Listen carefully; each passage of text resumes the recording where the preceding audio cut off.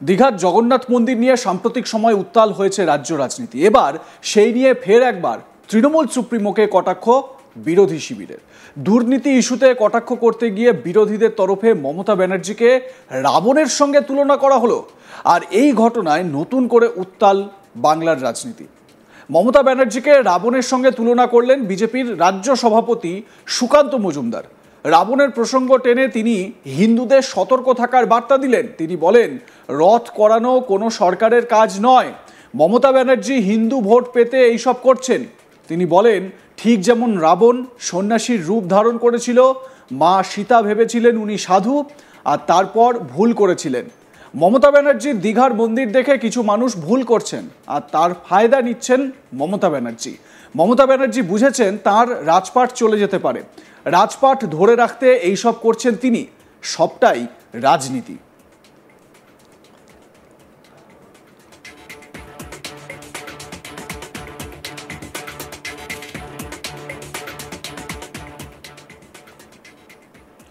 সুকান্ত মজুমদার এই প্রসঙ্গে বলতে গিয়ে সোজাসুজি একেবারে মমতাকে রাবণের সঙ্গে তুলনা করলেন। কি বলেছেন তিনি রাজ্য বিজেপি সভাপতি, শুনুন তার মুখেই। कराना नहीं होता, जगन्नाथपुरी का अलग विषय है, तो वहाँ पे उस तरीके से होता है, सरकार पीछे रहता है। लेकिन ममता बनर्जी हिंदू वोट को बांटने के लिए जो 5 से 10% हिंदू हैं, जिनको ममता बनर्जी हर बार मूर्ख बनाकर, धोखा देकर वोट ले लेते हैं।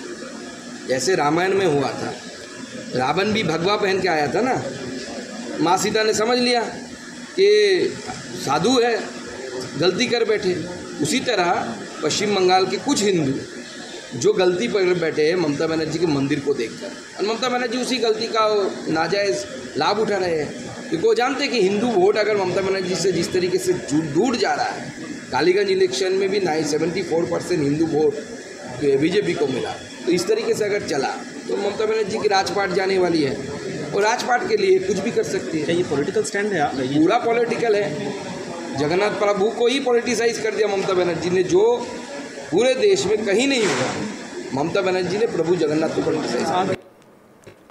বিজেপির রাজ্য সভাপতি আরো বলেন, মমতা ব্যানার্জি নিজেই রাজনীতির রথে নেমে গেছেন, এখন তিনি হিন্দু সাজার চেষ্টা করছেন বলে কটাক্ষ সুকান্ত বাবুর। সুকান্ত মজুমদারের খোঁচা, বাংলায় যে মন্দিরগুলো ভাঙা হয়েছে সেটা নিয়ে মমতা ব্যানার্জি কেন কোনো পদক্ষেপ নেননি, কি ব্যবস্থা করেছেন তিনি, শুনুন কি অভিযোগ সুকান্ত মজুমদারের। মমতা বন্দ্যোপাধ্যায় তো নিজেই রাজনীতির রথে নেমে গেছেন, এখন হিন্দু সাজার চেষ্টা করছেন। আরে হিন্দু সেজে আপনি কাথির জগন্নাথ মন্দির, দীঘার জগন্নাথ মন্দির নিয়ে আপনি যা করছেন সব তো বুঝলাম, ভালো, কিন্তু আমার প্রশ্নটা হচ্ছে বেলডাঙ্গার মন্দির, কার্তিক লড়াইয়ের মন্দির বা প্যান্ডাল যাই বলুন না কেন, বা মুর্শিদাবাদের শমশেরগঞ্জের যে মন্দিরগুলো ভাঙা হলো তার কি হবে?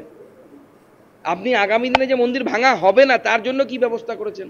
মহেশতলাতে তুলসী গাছ উপরে ফেলে দেওয়া হলো, তা আগামী দিনে হবে না তার জন্য আপনার প্ল্যানিং কি? না, বিজেপি রদ করে না। দেখুন, আমাদের অবস্থান স্পষ্ট। আমি হিন্দু, আমি অন্য ধর্মকেও সম্মান করি, আমার নিজের ধর্মকে সর্বাগ্রে রাখি, এটাই স্বাভাবিক। আমি আমার ধর্মকে ছোট করে অন্য ধর্মের সম্মান করতে পারবো না, তার জন্য আমাকে যদি কেউ সাম্প্রদায়িক বলে বলুক, কোনো অসুবিধা নেই। আমি হিন্দু হিসেবে, গর্বিত হিন্দু হিসেবে আমি যেখানেই থাকবো রথের দড়িতে টান মারবো। আমি নিজের এলাকায় থাকলে পরে নিজের এলাকায় রথের দড়িতে টান দিই। এবার এখানে আছি, কলকাতায় থাকবো তো কলকাতায় রথের দড়িতে টান দেবো। সেরকম বিরোধী দলনেতা যেখানে থাকবেন সেখানে রথের দড়িতে টান। বিজেপির প্রত্যেকটি নেতা কর্মী তারা যেখানে থাকবেন রথে সামিল হবেন তারা। এবার জগন্নাথ প্রভুর প্রসাদ যদি কেউ বিতরণ করতে চান তো ভালো ব্যাপার, তো এর মধ্যে ক্ষতির কি আছে? এ তো প্রসাদ আমরা দেখতেই পাচ্ছি, হালাল প্রসাদ আসছে, তো সেই নয়তো ডিমান্ড বাড়তে পারে। মেটিয়াবুরু যে প্রসাদের ডিমান্ড বাড়লে আবার আলাদা বিষয়।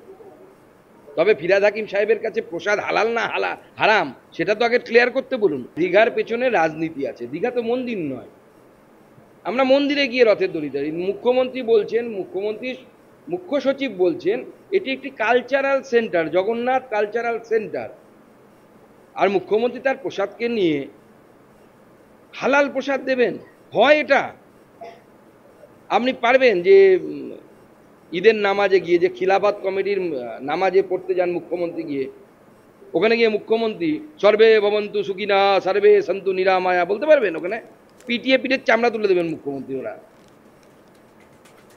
সুকান্ত মজুমদারের সরাসরি আক্রমণ মমতা ব্যানার্জিকে। উল্লেখ্য, মমতা বন্দ্যোপাধ্যায়ের মস্তিষ্ক প্রসূত এই যে দীঘার জগন্নাথ মন্দির, সেই দীঘার জগন্নাথ মন্দিরের প্রথম রথযাত্রা এবছর, এবং এই রথযাত্রাকে কেন্দ্র করে সার্বিকভাবে সব রকমের বন্দোবস্ত কিন্তু সেরে রেখেছেন খোদ রাজ্যের প্রশাসনিক প্রধান। আপনারা জানেন যে ছবি এই মুহূর্তে আপনারা দেখতে পাচ্ছেন, একদিন আগের মমতা বন্দ্যোপাধ্যায় দীঘায় পৌঁছে যান, দুদিন আগে, এবং সেখানে মানে রথযাত্রার দুদিন আগে দীঘায় পৌঁছে যান। সেখানে পুলিশ কর্তারা যারা রয়েছেন, একই সঙ্গে ডিজি রাজীব কুমার সেখানে উপস্থিত ছিলেন, তাদের সঙ্গে কথা বলেন যে এই রথযাত্রার যে রুট ম্যাপ, সেই রুট ম্যাপ কী হবে, সার্বিকভাবে সব ব্যবস্থাপনা খতিয়ে দেখেন মুখ্যমন্ত্রী মমতা বন্দ্যোপাধ্যায়, এবং তারপর প্রেস ব্রিফও করেন কিভাবে রথযাত্রা এগোবে, কোথায় গিয়ে দাঁড়াবে, এবং তারপর আবার কিভাবে ব্যাক করে আসবে ইত্যাদি। কিন্তু এই যে দীঘার জগন্নাথ মন্দির করা, সেইটা নিয়ে কিন্তু শুরু থেকেই রাজনীতি। বিরোধী দলনেতা শুভেন্দু অধিকারী বারবার বিধানসভাতেও বলেছেন এবং বিধানসভার বাইরেও বলেছেন যে এটা জগন্নাথ ধাম কোনোভাবেই নয়, জগন্নাথ মন্দির কোনোভাবেই নয়, এটা একটা ভাস্কর্য সরকারি টাকায় করা হয়েছে এবং এটা একটা কালচারাল সেন্টার। আপনারা যদি এই যে জগন্নাথ মন্দির যেটা বলা হচ্ছে, সেই জগন্নাথ মন্দিরের নাম যদি দেখেন, সরকারি নাম যদি দেখেন, তাহলে এটা জগন্নাথ মন্দির নয়, কালচারাল সেন্টার। তো স্বাভাবিকভাবে এই প্রশ্নগুলোও রাখা হচ্ছে।